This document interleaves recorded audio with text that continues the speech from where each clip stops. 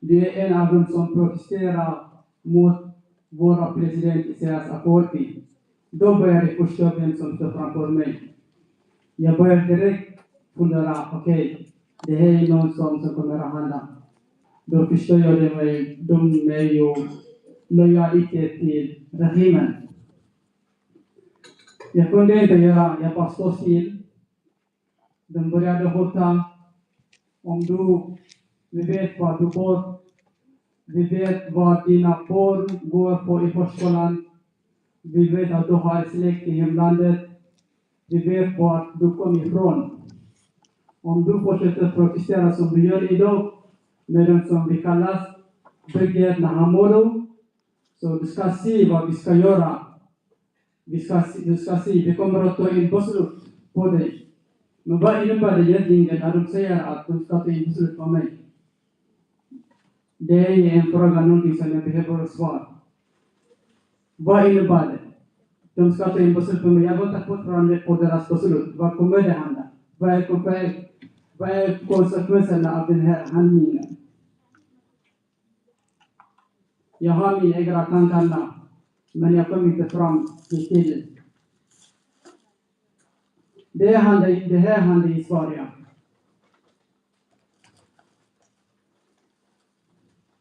Det här handlar i Sverige. Hur kan Sverige som står för demokrati, mänskliga rättigheter, samarbeta med en regim som förtrycker sin egen folk? Som alla vet, svenska värderingar bygger på demokrati, yttrandefrihet, mänskliga rättigheter och solidaritet. Så vi vill inte ha medlidande eller sympati.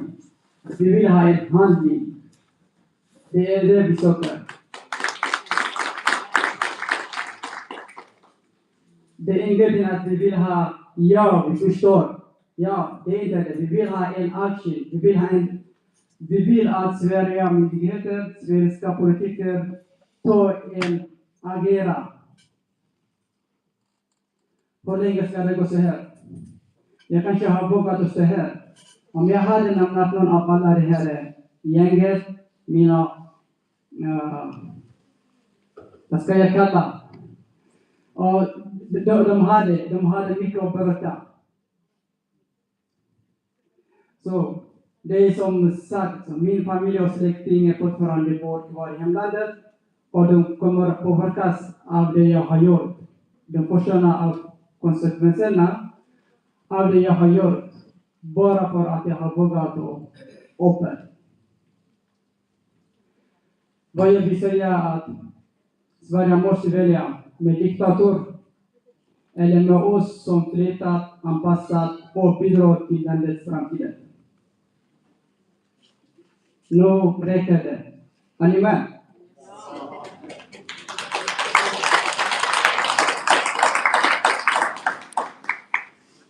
Ja, det är som sagt, jag står inte här bara för mig själv. Jag står här för alla unga eritreaner som inte vågar rösta. Tack för mig att sluta här på sig.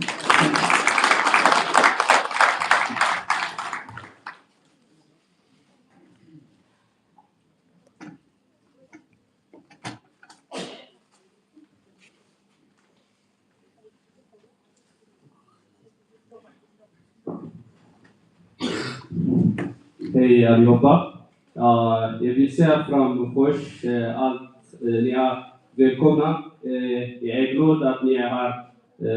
Och jag heter Samuel Kevekiran. Jag heter Samuel Kevekiran. Jag har bott i Sverige i 6 år. Jag har nyss slutat i gymnasiet. Och jag ska börja plugga till farmaceut på universitet. Tack så mycket. Jag är här. Jag är en del av den eritreanska gruppen här. Och jag är här idag som en ung person som kämpar för en bättre framtid. Jag pratar inte bara för mig, utan för alla unga eritreaner i Sverige som sett och upplevt det dolda förtryck. Jag är också aktiv i Blå revolution som kämpar för demokrati, yttrandefrihet och mänskliga rättigheter. Jag ska prata om förtryck som går över gränsen, ändå hit till Stockholm. Men viktigast av allt, jag är här för att vara ett vittne. Och en röst för de som inte kan prata. För de skyldiga i Eritrea-fängelse som hålls fängslade i mer än 20 år och 30 år. Utan rättgång och utan rättigheter. Den här kampen måste vi göra tillsammans. Förtrycket slutar inte när vi flyr. När vi flyr, Sen diktaturens anhängare i Sverige. Diktaturens anhängare i Sverige som diktaturens vapen här, och vi utsätts för ett dubbelt förtryck, även med hot och våld. Jag är en ung som kom till Sverige för att få frihet, att bygga min framtid och vara med i en demokratisk rörelse som Blå revolution. Men trots att jag befinner mig i Sverige, för jag är inte trygg. Jag och andra som står upp för yttrandefrihet, demokrati och såsom mänskliga rättigheter blir statistiskt jagad, trakasserad och förtryckt av diktaturens anhängare här i Sverige. Deras enda mål och våra enda mål är diktaturens anhängare mål är att tvinga mig och tvinga andra unga att hålla oss tysta om situationen i Eritrea och vad diktaturen gör mot folket. Jag kan ge er ett konkret vittnemål. Den 19 februari 2024 ordnade jag en föreläsning i Hudiksvall med poeten ቀዳማይ. Han är här med, han sitter där framme. Ja, föreläsningen hette Min morskuskor och min frihet. Direkt efter den här föreläsningen började diktaturens anhängare i Hudiksvall attackera mig och min mamma. Jag är ensamkommande i början, men efteråt fick jag hämta min familj hit. Ja, de hotade oss. Vi upplevde en svår isolering i staden där vi bor. Min mamma blev livrädd eftersom hon hört om aktiviteter som har dödat tidigare. Man kan säga till exempel i Israel, Martin Plaut har nämnt om det, har pratat tidigare. Hon bad mig, gå inte ut i mörker snälla. Jag vill inte att du ska dö. Jag själv började bli rädd och kunde inte ens jobba på kvällar. Förtrycket drabbar oss på ett personligt och mentalt plan. Detta är inte en skild händelse. Jag ska berätta om en till historia som har drabbat samma sak som mig, som jag känner. Ja, detta är inte en skild händelse. En kille som är aktiv i Blå revolution, han heter Merhawi, blev också attackerad och svårt misshandlad av en grupp diktaturens anhängare på en mörk plats. Bara för att han såg rättvisa. Många drabbas av liknande olyckor och vissa är värre. Men som sagt, många vågar inte komma ut och berätta hur och vad de behandlar av diktaturens anhängare. Ja, rädslan gör att vi känner oss fångna. Det betyder att vi är rädda för att säga vad vi tycker, att bli trakasserad på sociala medier och att känna oss otrygga med att gå ut ensamma i mörker. Den här farliga miljön gör att vi isolerar oss. Regimen vägrar ge oss konstruera tjänster som pass om vi inte är lojala. Vilket gör att vi blir utan medborgerliga rättigheter. Diktaturens folk i Sverige har som klar uppgift att tysta alla som protesterar. Jag har personligen blivit utsatt för och många andra med mig har upplevt de allvarligaste hoten. De försökte tysta oss genom hot om våld och mord. Vi har blivit hotade med att vi ska mördas och att de ska döda oss om vi inte slutar med vårt demokratiska arbete. Men vi ska inte sluta aldrig. Vi ska kämpa fram tills vi ska få en demokratisk Eritrea och tills vi blir trygga här i Sverige. Detta är en konkreta hot som måste tas på största allvar. Det värsta det gör att hota, att fängsla våra föräldrar och familjer i Eritrea. De tvingar folk att de ska sluta med deras kamp till de som kämpar för demokrati och trygghet och för yttrandefrihet i Sverige. De hotar folk att de ska inte våga säga vad de bemöter och som har hänt händelser till alla. De vågar inte säga på grund av de hotar och genom att de säger att de ska mörda och att de ska fängsla deras föräldrar i Eritrea. Så det finns många som är unga som vågar inte komma ut och säga hur de behandlar. Så jag är här vittne för dem och jag är här bara röst för dem.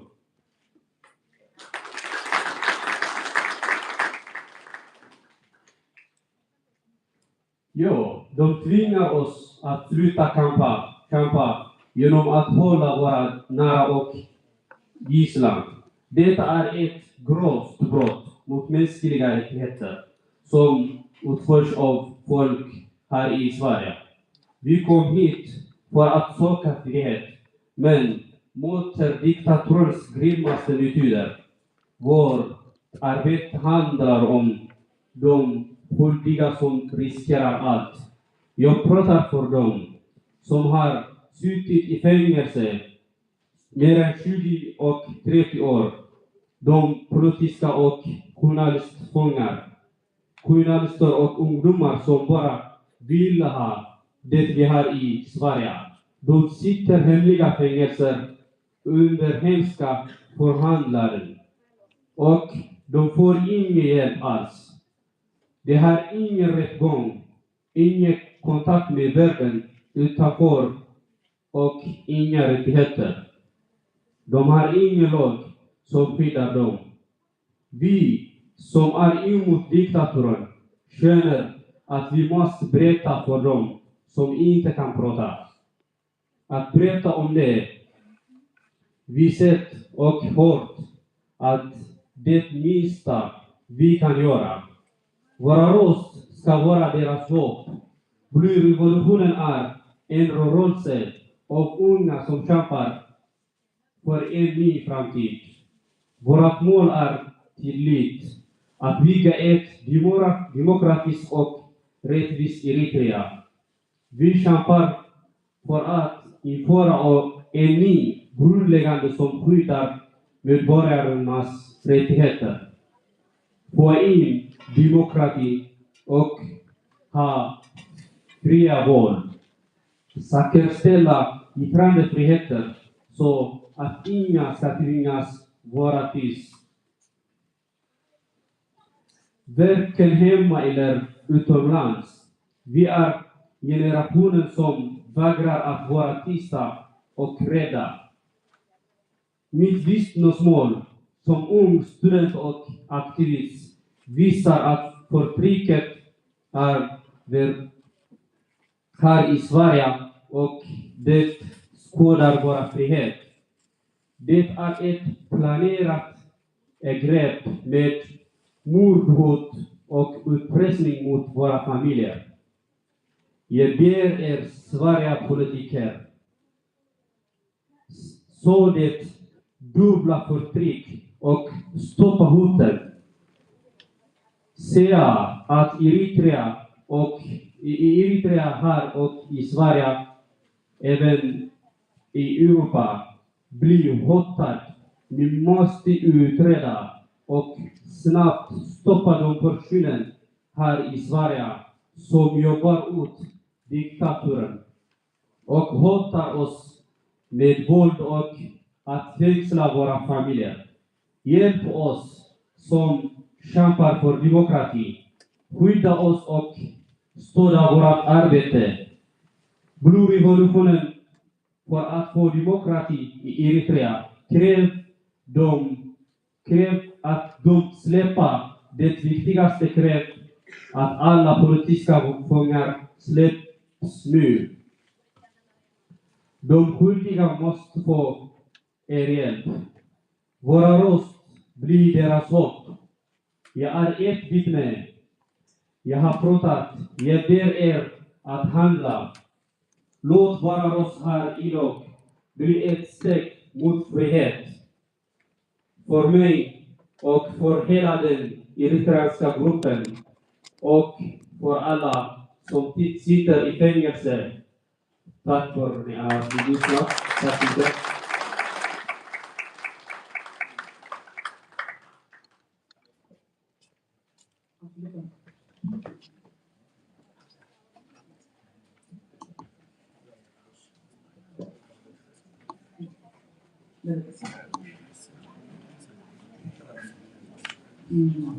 Ja, ni har hört av dessa berättelser.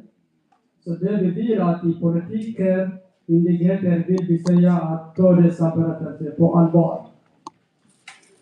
Det är ju som vi har redan sagt, vi behöver inte en sympati, vi kräver handling. Det är det vi är ute efter. Stoppa regimens nätverk från att sprida rädsla i vår föreningar. Hur länge ska det gå så här? Hur länge ska den regimen långa arm och sträcka sig i vår demokratiska system, samhällen? Det här berättelsen vi har berättat, det händer på svenska mark. Jag tackar mig, tack så mycket.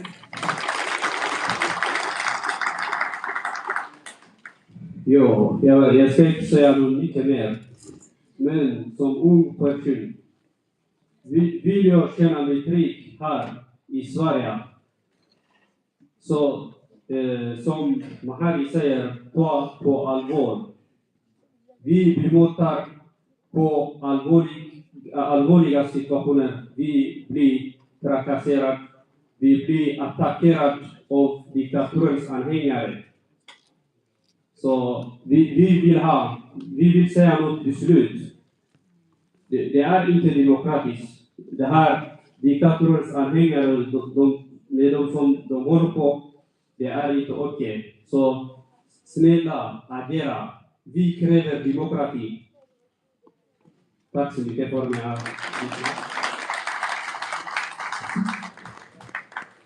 Tack, Mahari, och Sami. Och det är starka. Så vi har lite förändring i planeringen. So I will take some questions related to what Mr. Martin Klaus presented, and at the same time with questions to Mr. Zeyeste, and then questions to this young generation. So questions. We have around 20 minutes or 15 minutes. So please, if you have questions, raise your hands.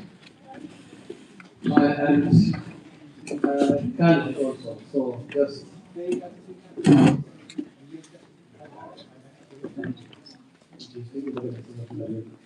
Yeah. So questions, please. Mr. Dr. Petros. Hello. Okay, thank you very much for this fantastic presentation. My question actually goes to all of you. And it's obvious that many of the refugees, or the former refugees, who are pursuing the mouthpiece of the government and reinforcing much of the repression, are actually refugees in many countries. How do you select people from what may be refugees from those countries? Shall we raise the issue of... Raise your voice, please. Well, I'm trying to say with the speaker. Well, how do we separate the true refugees from the others? Obviously, there is one area who are not clear, there is their countries. And as the report says, much of the support comes from them, whether it's through force by the government or whether they're willing. So how do we separate these issues? Have we laid the question of separating genuine refugees from false asylum seekers? Anyone of you can take it.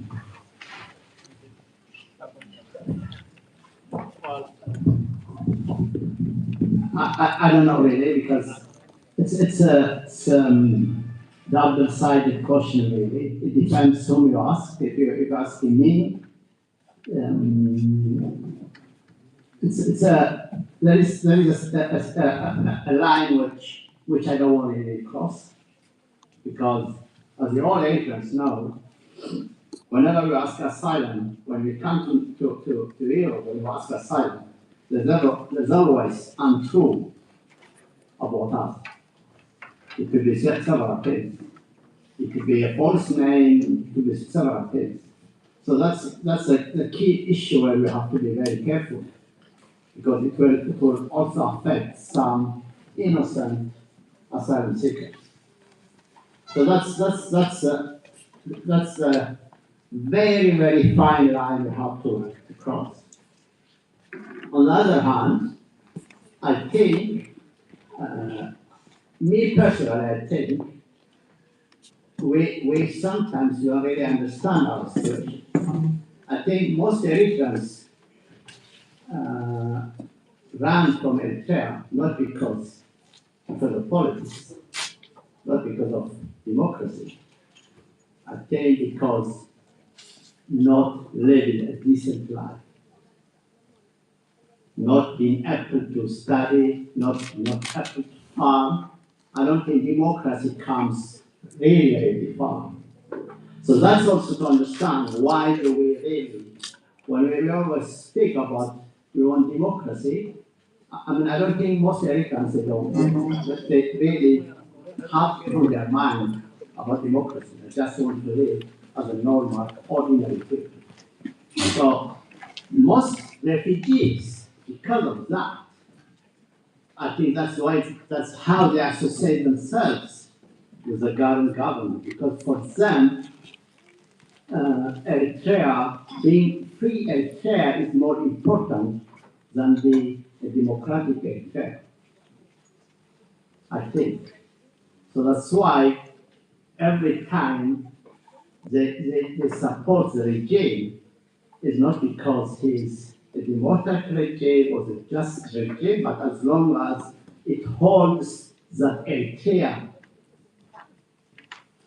symbol or that's something to hold. The moment they don't support the government, somehow they lose that something. They don't have something to hold.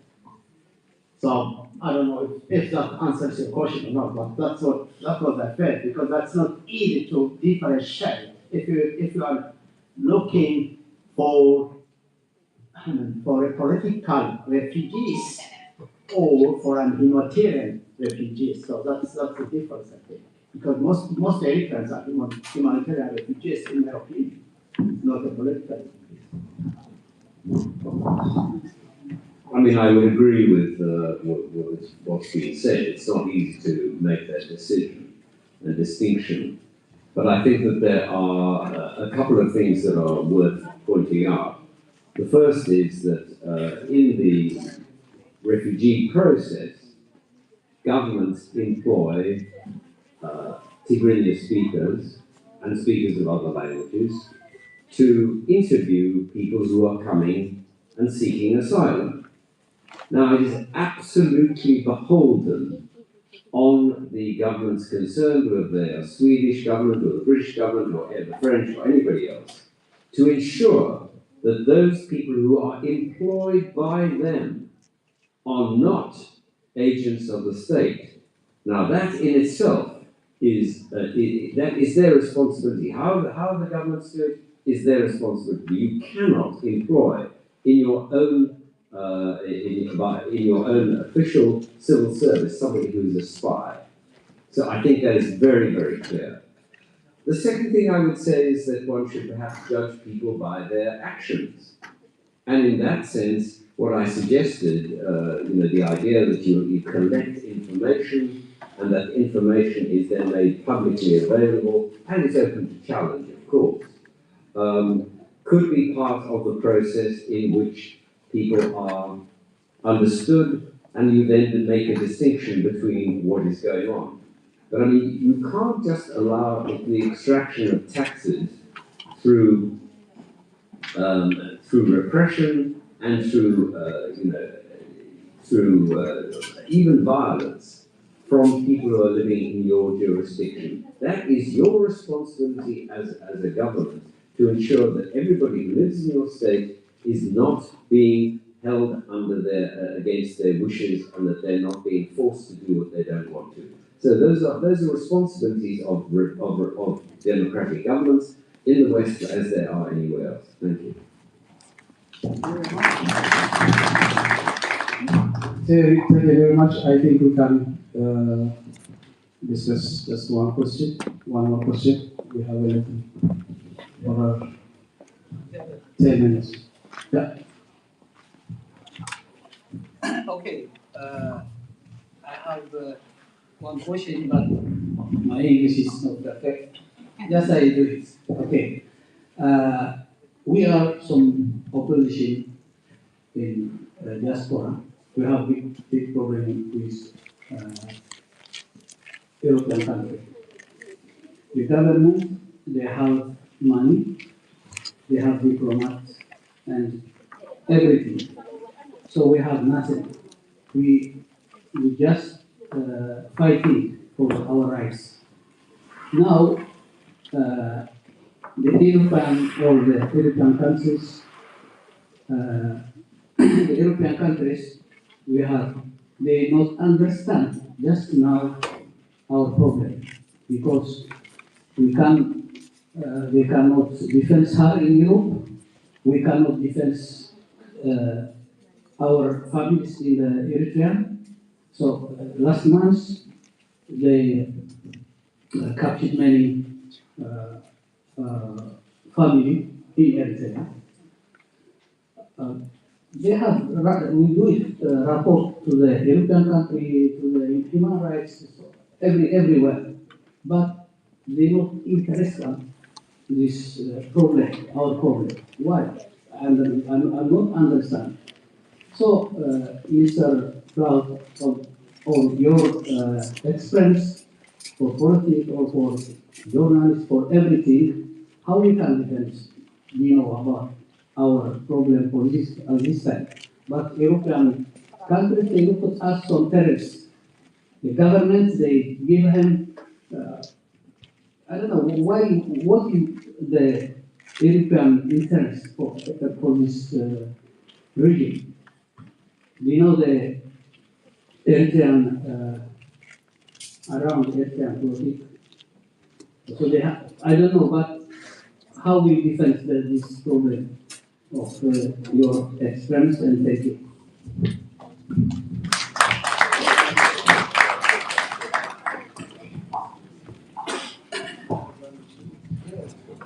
So as I understand it, the question is that European governments know what's going on, they have a fair idea of the repression in Eritrea, why don't they act? That's what I'll try and respond to. I would suggest you put yourself in the shoes of the governments of Europe, of America, anywhere else. How many African countries do you not have to deal with in which there is repression? It is extraordinary, and I say this as someone who grew up in South Africa. I still consider myself an African. There are so many countries, whether it is Cameroon, whether it's the DR Congo, whether it's Somalia, whether it's Zimbabwe, where there are terrible things happening. And you are, as a foreign secretary dealing with Africa, or whoever your foreign minister is who's dealing with it, has to deal with every single one of those. And that's a big ask. It really is. I mean, I know a friend of mine is in Britain, works on Africa. I mean, she's a minister. I mean, the amount of questions that come across her desk every single day from dozens of countries, and they're all asked to act. Now, there are only so many times you can actually act. And the big problem for Eritreans, and I'm being absolutely frank with you, I personally think I would love to see my government and all other governments do much more. The big problem is that what problem does Eritrea cause for Western governments? Somalia is a big problem. Is Al-Shabaab going to take over? Sudan is a huge problem because of the suggestions are that millions will die from starvation. Eritrea is not really a problem. I'm not saying that it's for its own citizens, I'm saying for other governments. It is not a major problem. Isaias keeps everything quiet. Eritrea is not going to become an independent state at the moment, certainly. I mean, it would be tragic if there was a war there, and of course they would try and stop it, but it just isn't that high up the list of priorities. Now, when Brigadier Nahamadu started fighting on the ground in your own country, whoa, that put it much higher up the list of priorities.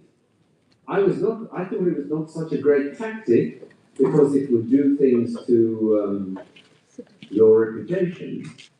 But it actually did put it on the front desk of all these officers. And the police then came to speak to people and said, look, what can we do? We can't allow people to be beaten up on the streets of London, Stockholm, or wherever it's happening. So you see the delicate balance that you have. When you're polite, nice, charming, kind, and you are a good citizen, you're not a problem. When you are being unreasonable and difficult and throwing stones, yeah, then you're a problem and they take more of your interest in you. So I'm not suggesting you should throw stones. I'm not suggesting that. But I'm just telling you, it puts it up the agenda. So I'm not, I hope I'm being clear.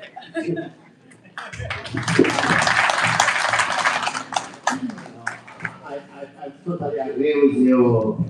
I think that's the thing as well. I just want to give a story what we did in Stavanger. We had this problem long ago when we had a lawyer, and they just tell us you have to do something. You cannot just go and knock the door of the police. You have to do something. You have to throw some tomatoes or some eggs in order the policy to be serious. So the balance thing is good, really. I mean, action is really good because you have to bring the problem home. Otherwise, no one's going to. But then the balance thing is okay. And once you show them, then you have to do something else. But at the same time, as Martin said, we are not a problem to you. But at the same time, and we are not clever enough also to make our case. Because we have to have friends. And that's what we really lack. We have to have friends like Martin. We have to have 10, 20 like them. Then they could speak the same language. Even though I speak English, when Martin speaks it, and when Ola speaks Swedish, it's two different things. So that's why we have to have friends who could speak on our behalf, knows how to go around it. Huh? Yeah. May I make one more plea to you? There is one thing you can all do, and you can encourage your friends to do, which is incredibly powerful, and it's remarkably people do not do it. Register to vote. Go out and vote. Join your local political party, whichever party. I'm not telling you which party to join. Join your party. Pick up these issues with people. You aren't living in nowhere land. You live in Sweden, which has a good democracy. You can have your say. You can bring up your issues in you. And why come and ask me what you should be doing? Ask your member of parliament. Ask your council. Go and speak to them.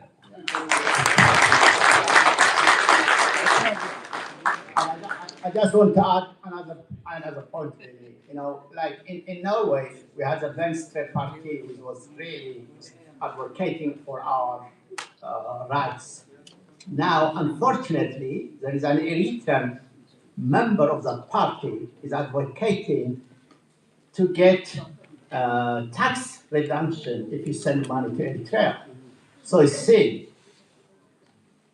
So as Martin said, we have to be in the parties. We have to show we have to be active, especially we have to tell our kids to be members of any party. That's where now the fight, we have to take what we say in Norway, we have to take the fight from the streets to the parliament. That's what we have to do. Thank you.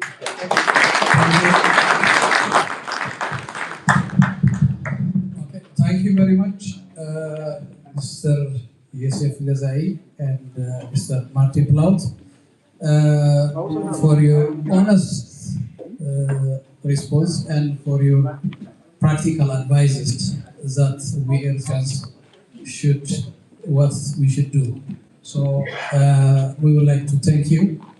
Mr. Plaut, as I say, has traveled all the way from London to Sweden, Stockholm, to share his experiences, his advices, and we are eternally thankful for all his efforts.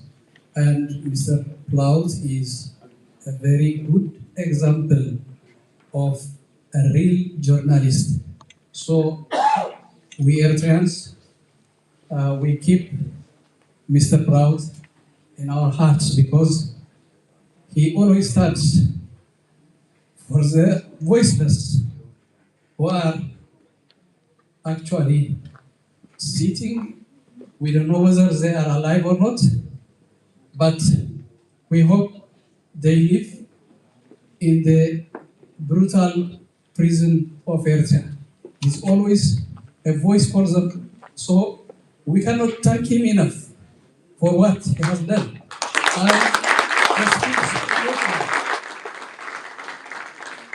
So my emotion is overwhelmingly sorry.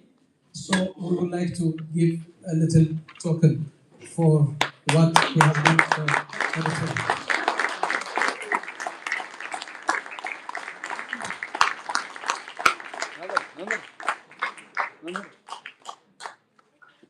Okay, thank you very much.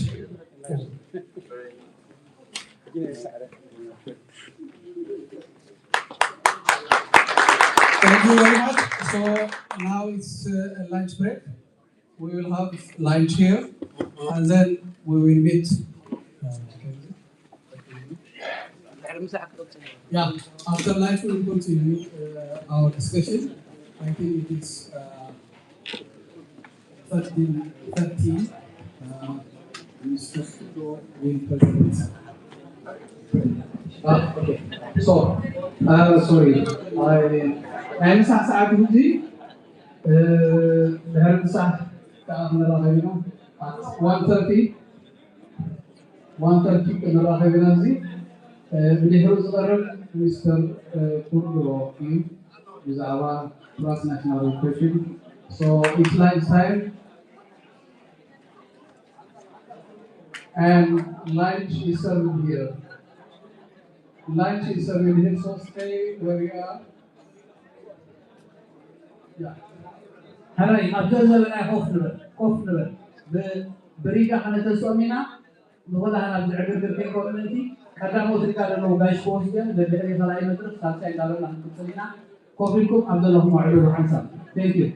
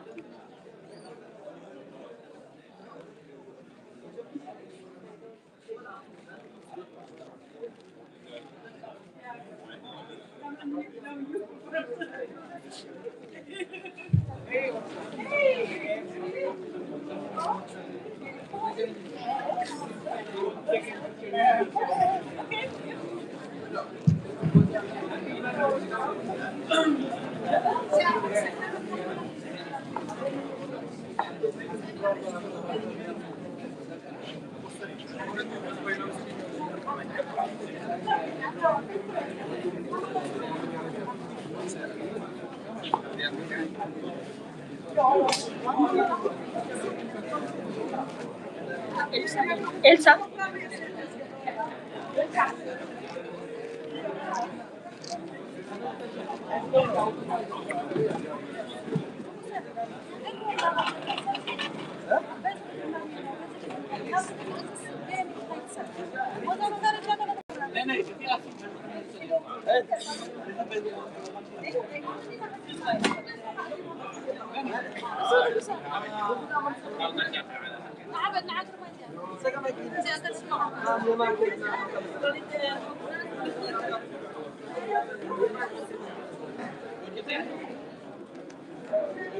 Kameraman, kamera, salamina.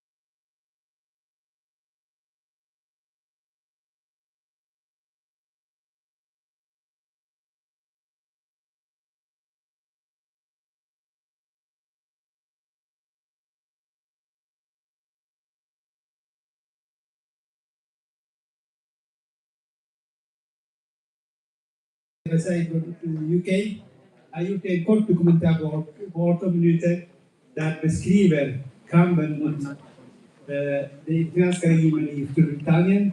Hon har gjort en dokumentär som inte officiell än, men hon skulle ha varit här på grund av familjeskäl och hon inte närvarande. Därför kommer vi börja med en video. Journalister kommer ta över ansvaret. Så jag hoppas njuta av det. Det är inget njuta av, men njuta av det.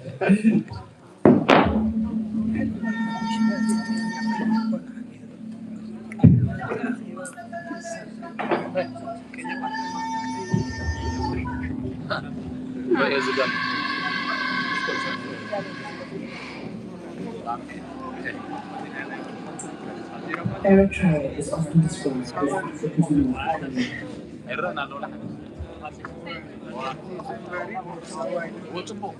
It's been ruled by one man, Isaias Afwerki, since 1991, when it won a war of independence from Ethiopia.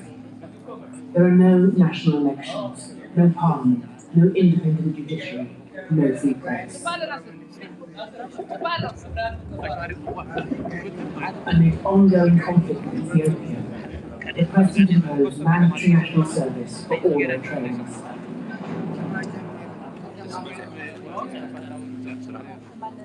It's not our own nation, it's not our own choice.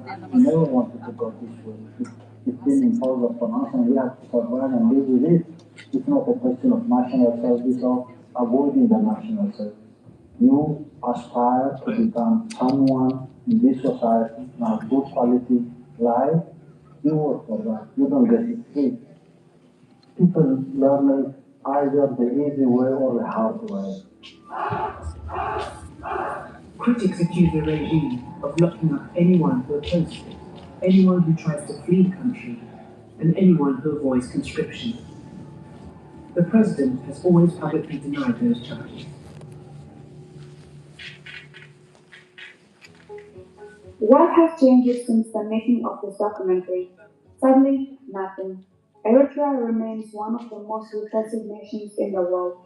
Since 2001, the regime has carried out unlawful arrests of senior government ministers known as the regime, along with journalists and religious leaders, including Abuna Antanas, Patriarch of the Eritrean Orthodox Church, and Haji Musa, co-founder of the Al-Bia Islamic School. Eritreans continue to flee their beloved country, risking everything for freedom. Abuna Antanas died under house arrest. The fate of G15 ministers remains unknown. One symbolic case is that of Dawit Isaaq, a Swedish Eritrean journalist who has been held without trial since 2001, making him one of the longest imprisoned journalists in the world. In 2013, over 360 Eritrean refugees drowned off of the coast of Lampedusa in one day.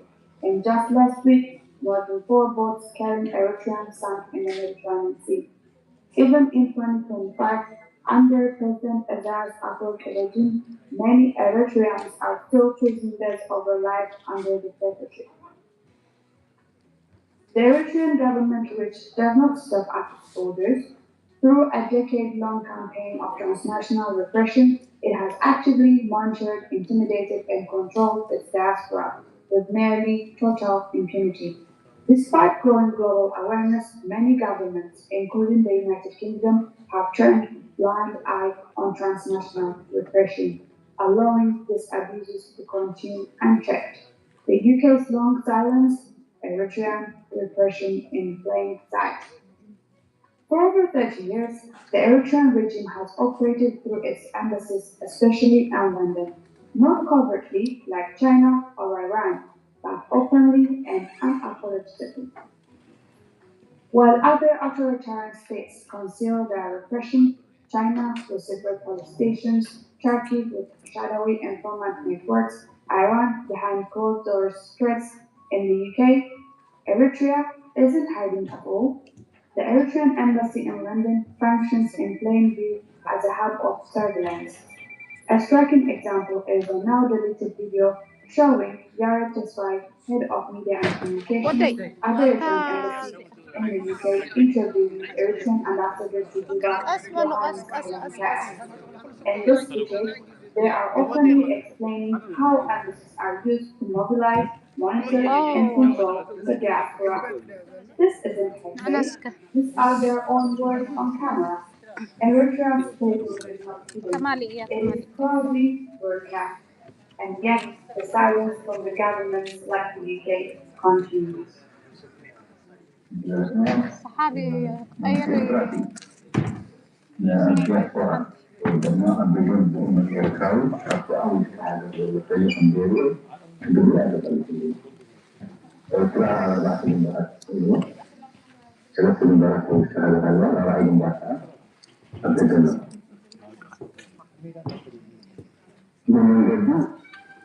محاوراته من سياسة من جدي إنبساطها من زرار أجنبات المحدد.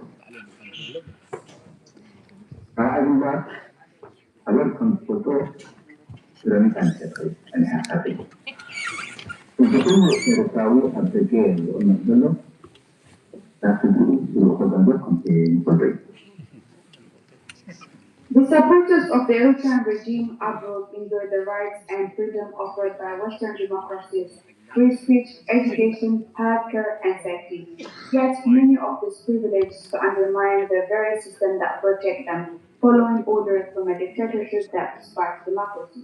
At the center of this contradiction is Isaias Afwerki, Eritrea's long-ruling madman consistently hostile towards the West and its values. Eritrea was the only African country to vote in favor of Russia's invasion of Ukraine, aligning with regimes that reject diplomacy, the rule of law, and international norms.